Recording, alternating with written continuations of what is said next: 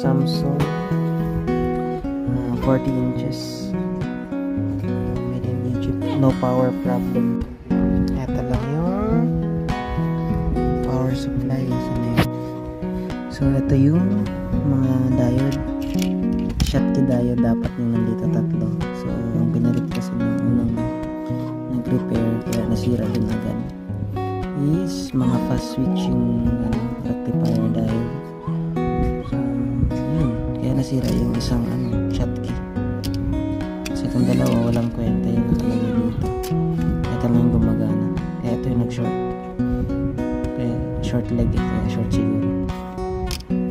Kaya joke lang, isa lang yung gumagana dito. Ito lang, yung iba wala, taga-bantay lang yun.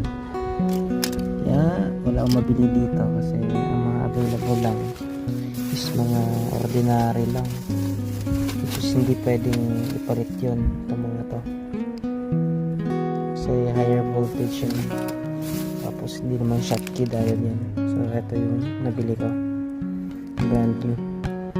Kasi pinalit is mga salvage from mga ibang boards. Bago ilalagay natin, testing natin namin. Ayun, napalitan natin ng Schottky diode, itong tatlo. Ayan yun. So ito yung power board nya. So testing natin. Ito walang ilaw yan nung nakaraan. Ngayon yan, meron na. Tapos pag binuhay ay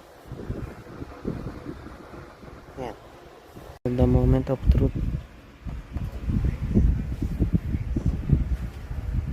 Uy, mandar, wala na, namatay na.